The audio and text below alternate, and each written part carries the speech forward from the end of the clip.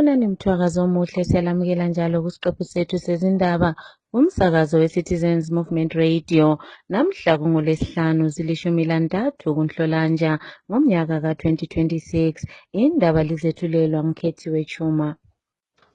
Kwesihamba phambili namhlanje, umlilo uthi kuyakhathazwa ukudilizwa kwekomishini ekhangela ngezobulili. Amalunga edale lephalamende ashaya indiva umhlangano kaChabangu lapho bezimisele ukuvimba udaba luka-2030. Umbhikisho wokushaya kwezimbiza uza kuqhubekela phambili mhla welanga le-Valentines ngehola lesishiyagalombili lengxenye. Nanzi indaba zethu ngokugcweleyo.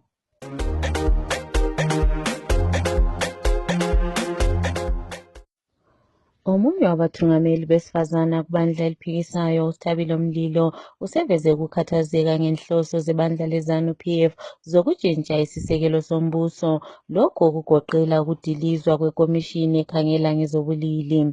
Umlilo ukuthi ukudilizwa kwale komishina kuzabisela emuva imizamo yokuzama ukwenza ukuba abantu baphile ngokulingana kungakhathalekile ubulili, njalo kuvikelwe amalungelo abantu besifazane kwele Zimbabwe.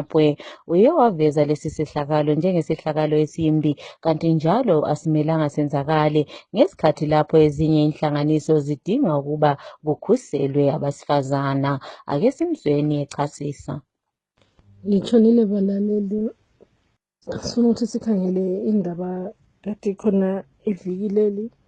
Singakhangela sizabona ukuthi khona abantu abaningi silokhu sikhala lokuthi sizwisisa ukuthi kathi iZANU-PF izama ukwenzani nxa bezafuna ukuthi bencintisele abantu phansi ngendaba yesisekelo sombuso ese-constitution. Sibone futhi ukuthi phakathi khonapho bekhuluma lakhonokho bafuna ukuthi bedilize igatsha le-Gender Commission, ugatsha le-Gender Commission in which khona sithi khona akusoze kuyenze ngoba i-Gender Commission incedisa ukuthi khona omama labo baba izinto ababefuna ukuzenza zenze zilingene. Kodwa nxa sebezayenza njalo kuyabe kuzancindelezela kakhulu nxa singabona omama ikakhulu. So thina sithi khona hayi bakithi siyazi ukuthi khona iZANU-PF ayilani lokukhangela ukuthi omama izinto zabo zimi njani, kodwa abake beme mbijana ukuthi bedilize izinto zonke ukuthi khona abantu beze besola ukuthi beqalisele ngaphi. Ake beme mbijana ngoba lokhu iCommission le bincedisa kakhulu ukuthi khona lakho kukwaniseke ukuthi khona kusebenzeke kukhangela omama labo baba. Ngiyabonga kakhulu. Amanye amalunga edale lephalamende ashaya indiva umhlangano obubizwe nguSengezo Chabangu izolo. Lo umhlangano obuhlose ukuba ugqugquzele amalunga edale lephalamende kubandla eliphikisayo ukuba bavumelane lokutshintshwa kwesisekelo sombuso, lokhu okuvunywe ikhabhinethi kanye lamanye amalunga edale lephalamende. Omunye wamalunga wedale lephalamende umhlonitshwa uDaniel Molokele uthi yena kwezepolitiki uza kuthembeka kumongameli uNelson Chamisa hatshi kuChabangu. Ake sizweni umhlonitshwa Molokele ekhuluma. Angihambanga umhlangano okuthiwa ubizelwe ama-MPs i-CCC ngoba inhlanganiso yombusazwe ekuthiwa i-CCC ngiyazi yafa kudala. Umongameli wethu Nelson Chamisa usukile January 2024, lathi abanye sahle sabona ukuthi akusela CCC. Lokho okunye okuthiwa i-CCC okukhona kulezi nsuku ngeyinye inhlanganiso echiyene laleyo engangiyo ilunga layo. So akusela CCC eyangenza ngaba ngu-MP esiya ekhona le ya-hijacka the original CCC. So yikho ngihambanga umhlangano ngoba mina owami umkhokheli umongameli wami nguNelson Chamisa. Laba abanye abakhokhele angibazi.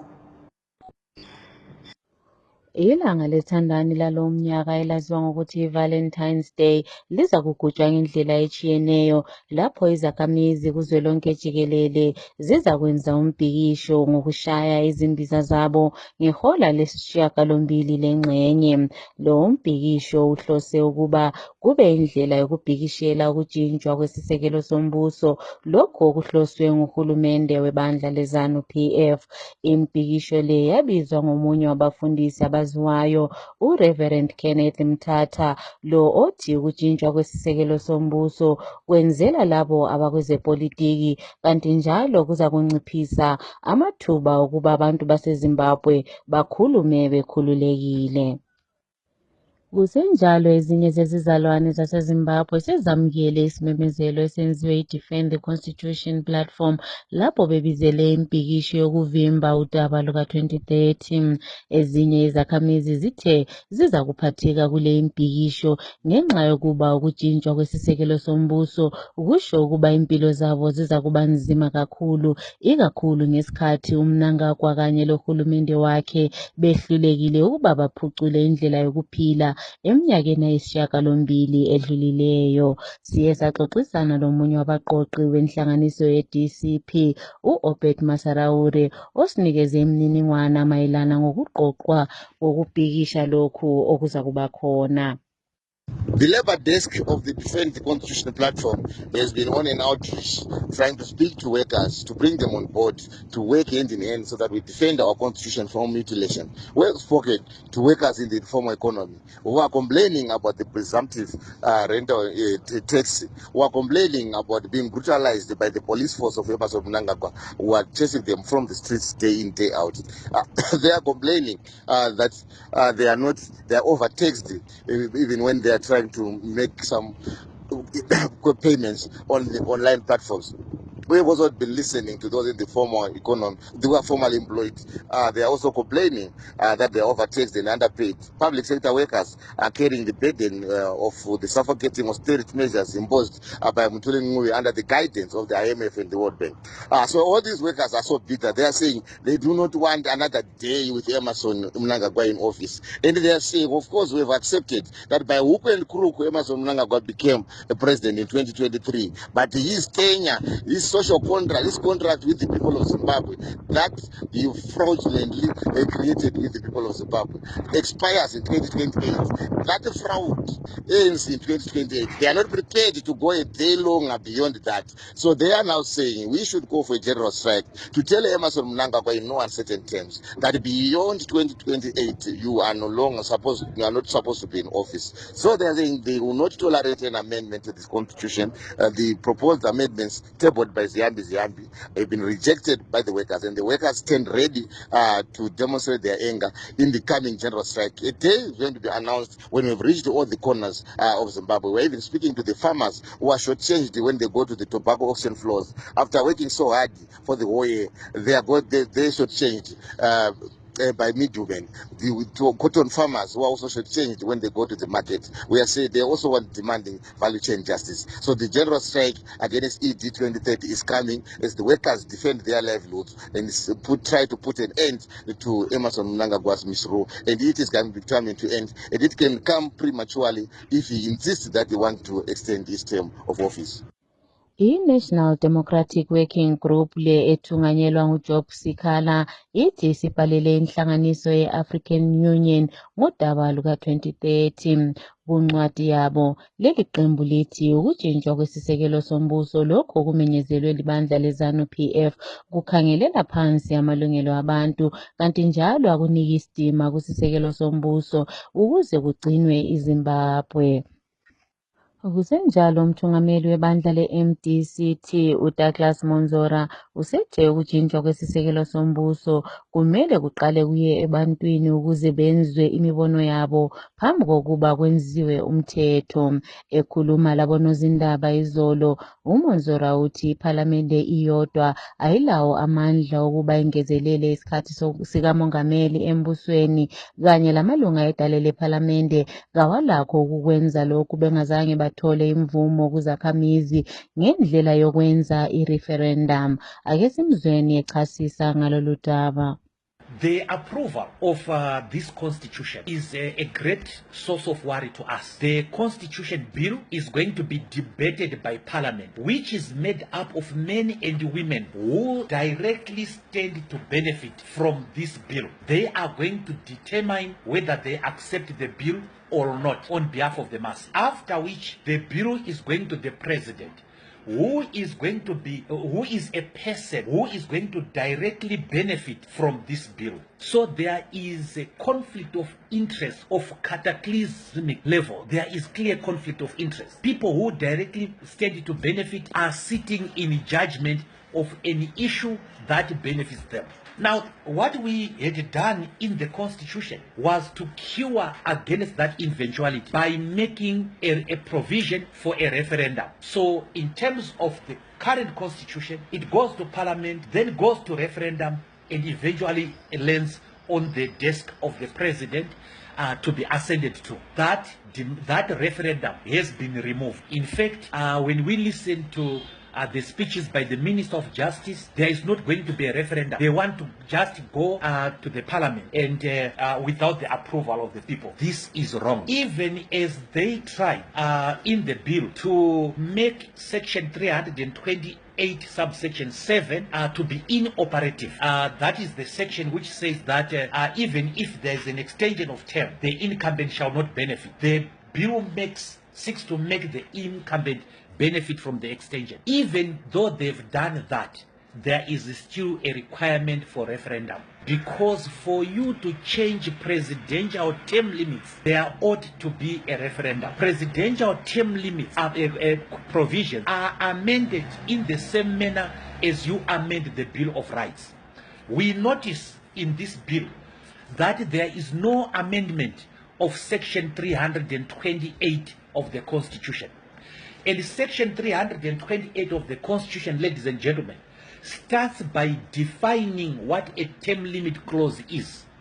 And it says a term limit clause is a clause that lengthens the period of time that a person holds office.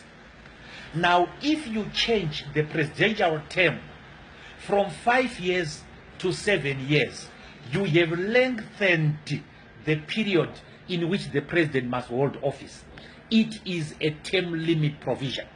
And if it is a term limit provision, it is amended in a particular way, and that way is defined in the section. And those clauses have not been amended even by this bill. So we demand that this bill be sent to referendum so that the people of Zimbabwe decide whether to side with what ZANU-PF is demanding or not.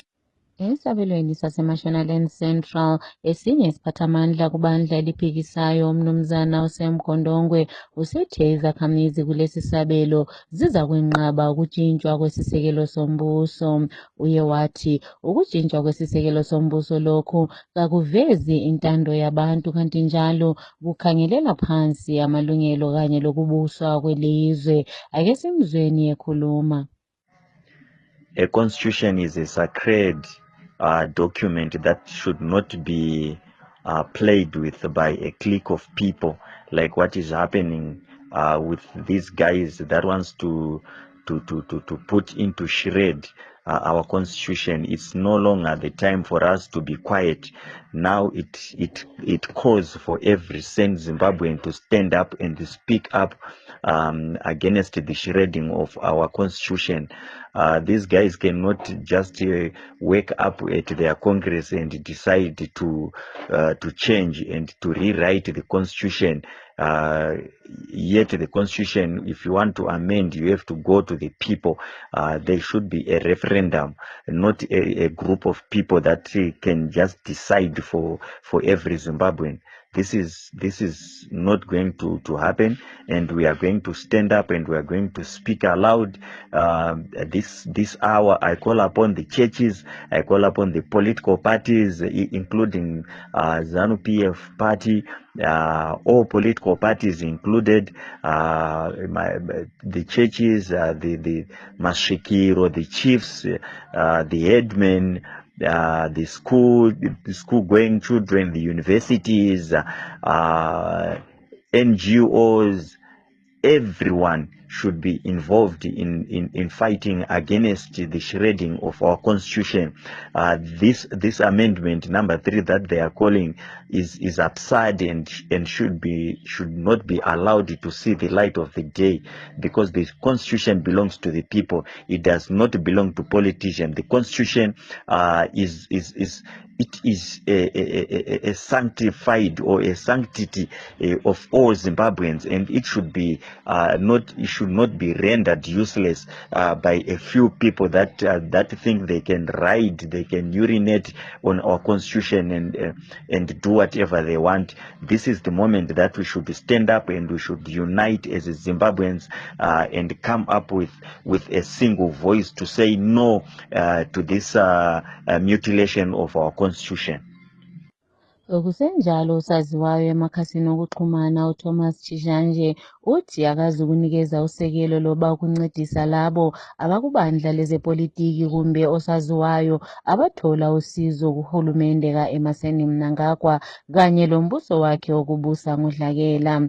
Uye wangezelela ukuba akazukubancedisa labo osaziwayo abahlanganyela lebandla leZANU-PF ngenxa yokuba imithetho yabo abayenzayo yiyo eletha ukuhlupheka emulini yakhe kanye lelizwe lonke jikelele. Ake simzweni ekhuluma. Hello, fellow Zimbabweans. My name is Thomas Chijanje. When ZANU-PF introduced the Vision 2030, it was an economic roadmap, not as a reason to alter constitutional processes or extend political power. When development plans start being tied to changing how leadership is chosen or extending terms beyond what citizens voted for, we must question that. The Constitution belongs to the people of Zimbabwe, not to any political party, not to state media, and not to any individual. Progress cannot mean reducing the direct voice of citizens, no. Development without democratic accountability is not true progress. I stand for constitutionalism, I stand for citizen choice, and I will not support any move that weakens the people's voice under the banner of Vision 2030. And with that being said, I'm saying no to this kind of Vision 2030 that undermines the will and the voice of the people. Thank you so much. Olwela amalungelo abantu kubandla eliphikisayo Godfrey Karembera lo owaziwa ngokuthi nguMatsibaba Beshanduko uye wavela njalo enkantolo namhlanje eRotten Row Magistrates Court ukuyelalela isicelo sakhe sebail. Inkantolo imncishile njalo isibambiso yadlulisela phambili icala lakhe mhla zingama-24 kuyona le inyanga lapho kuzasungulwa khona ukushushiswa kwecala lakhe. Wetheswa amacala okuphehla udlame emphakathini ngemva kokuba ihaze amaphepha lawo ayememezela ukuba kuqedwe inkohlakalo njalo ephikisa udaba luka-2030. Inkantolo ephezulu isiyesule isigwebo kanye lokutholakala kwecala kalowo webandla eliphikisayo Ezekiel Charatsa owagwetshwa kumnyaka ophelileyo ngumanji waseBeitbridge. UCharatsa watholakala elamacala okuphosela emakhasini okuxhumana awe-WhatsApp ingoma eyayichothoza inkohlakalo eyayisenziwa ngu-Emmerson Mnangagwa kanye lohulumende wakhe. Inkantolo ephezulu isisesulile lesi sinqumo. Siye saxoxisana loCharatsa kumsakazo we-Citizens Movement Radio osiphe lokhu. Pa movement radio makadimo siya vateereri uye vanosapota movement radio vanonzwa kutaura kwemovement radio inotaura chokwadi. Ini zita rangu rinoitwa Ezekiel Charatsa, ndinogara kuBeitbridge. Ndinofara nemutongo watagashira wabva kuHigh Court. Mutongo wandakanga ndakapiwa inini kuno kuBeitbridge nedare repasi wanga wakandiomesera, saka nyaya yakazoenda kuHigh Court yazouya ichitaura kuti munhu uyu haana mhosva zvachose, nekuti zvipomerwa zvacho kana kutaura kwacho mhosva yacho nekuti ndiri kunzi inini ndaitsoropodza kana kushora kutungamirira kwa vanova president vemuno kuti president varipo havasi kukwanisa kutungamirira nyika uye zvinhu zviri kuparara. Saka ndo mashoko andakanga ndasungirwa kuno ndikatongwa saka nyaya yangu apa ndasofara kuti yabva kuHigh Court ichitaurawo zvechokwadi zviri pachena kuti haisi mhosva, handifaniri kunge ndakatongwa matongerwo ayo, handina mhosva. Saka ndinongotenda, ndinongoti vanozoteverawo kumashure kwangu musatya, musavhunduka, nekuti ndo struggle yacho iri kufamba. Vanoziva muno Beitbridge kuti munhu uyu ndiwe opposition unosapota vachamisa. Saka naizvozvo ndafara kuti kana kunyange kana vachindishungurudza zvavo ngavandishungurudze, nekuti pandakamira ndipapa. Zvandiri kufunga ndizvozvo, zvandiri kuita ndizvozvo. Saka ndinokutendai paMovement Radio, ndo mashoko angu. Ndiri kubva kufara chaiko nezvaitwa neHigh Court. Ndatenda. Uhulumende uselaye izikolo zonke ezizimele zodwa ukuba ziqale ukufundisa i-heritage based curriculum kusukela khathesi. I-curriculum le yalethwa eminyakeni emibili lapho yayithatha indawo yekhala. Inhlanganiso yamatitshala kanye labamela inhlanganiso zamatitshala sebeveze ukukhathazeka ngalesi simemezelo, okugoqela umsekeli kanobhala jikelele wenhlanganiso ye-ACHOS uMnyaradzi Masiyiwa osiphe eyakhe imbono mayelana ngalolu daba. Ake simzweni ekhuluma. The statement is a talk show. The statement is one of those statements that are issued for popularity reason rather than factual, because what we are having are schools which are in the private sector who are offering a Cambridge examination, and it's only those poor private schools who are offering a ZINSEC examination, and they've already started implementing heritage-based curriculum because they know that at the end of the year the examination classes will write exams from ZINSEC which ask questions from a heritage-based curriculum, and those schools from better private schools will continue offering a Cambridge curriculum, or both Cambridge and ZINSEC. And those learners who are from a poor background who also continue writing examinations from a ZINSEC board that is from a heritage-based curriculum, and learners from rich backgrounds will be able to fund and write Cambridge examinations. So this is just one of statements just to make headlines. It is irrelevant. It doesn't change anything on the ground.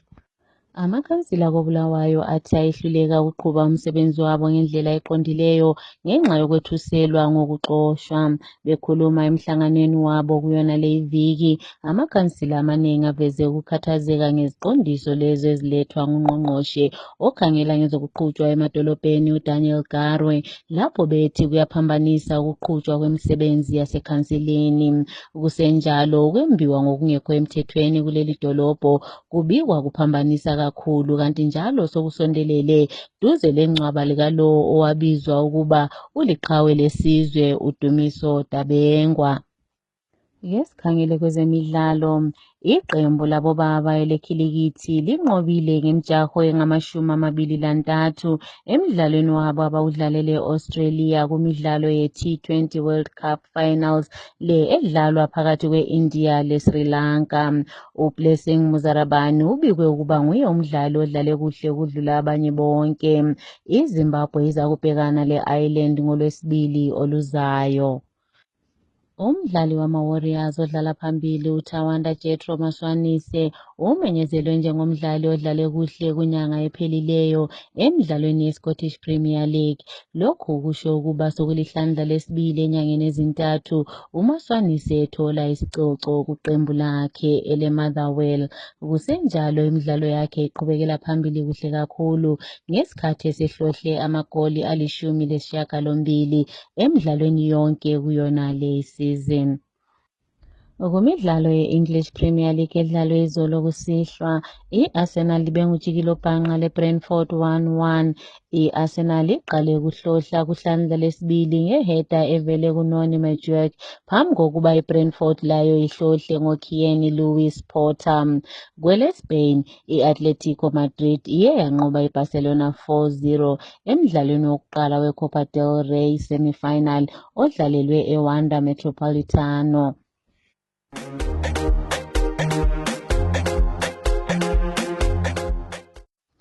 Ukuziphetha lezi indaba nanze besihamba phambili.